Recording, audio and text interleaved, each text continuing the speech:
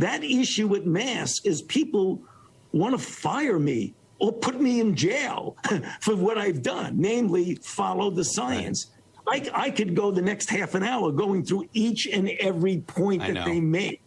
It's preposterous. Just since you mentioned Dr. Fauci again, can you imagine any circumstance where President Biden would ever fire him? No. Many Republican lawmakers are eager to have Dr. Fauci return to Capitol Hill and testify. Harris? Lucas, thank you very much. Critics are hitting back at Dr. Fauci's remarks. One tweeted, "Only a sociopath narcissist speaks of themselves in the third person." Another writes, "Fauci comes off like an angry, petty tyrant." Senator Marsha Blackburn, Republican from Tennessee, is with me now. Good to have you on the program, Senator. Good to be with you. Thank you, Harris. First of all, how serious and what level of effectiveness is this discussion on Capitol Hill among senators about Fauci leaving? It is a very effective discussion.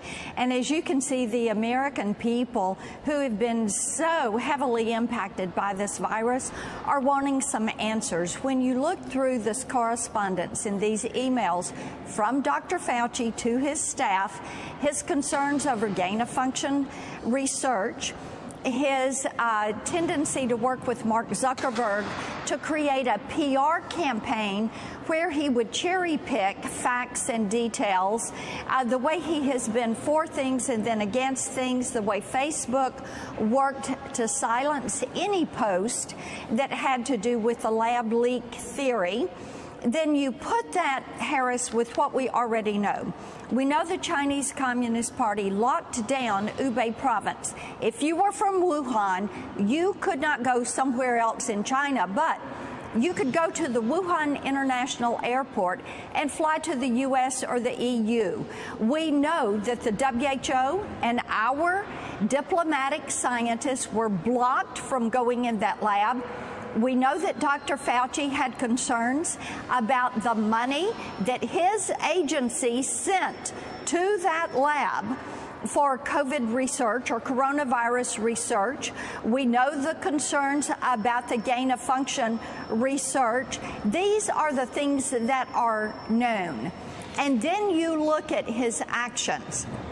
He is doing with big media and Chuck Todd exactly what he did with big tech and Mark Zuckerberg in trying to build out a PR campaign, claim that if you say anything about him, you are attacking science. And it is so interesting because I'm one of those. I stand with science and getting to the bottom of what science would tell us about this, the type research they were doing. Why were they trying to cover it up? These are answers that we have 3.5 million people on the face of the earth that lost their lives. We have hundreds of thousands of families that were affected by death, by illness, by loss of livelihood. We have precious children that lost a year of school and socialization and now have emotional problems. Harris, the people have seen their tax dollars used, and now they have questions about how it was used, who benefited from this, and why is Dr. Fauci protecting the Wuhan lab and the CCP? You are going back and showing us the facts that were coming in during what you might call the storm, the worst parts of the pandemic. And maybe they went by the wayside because people couldn't concentrate on them.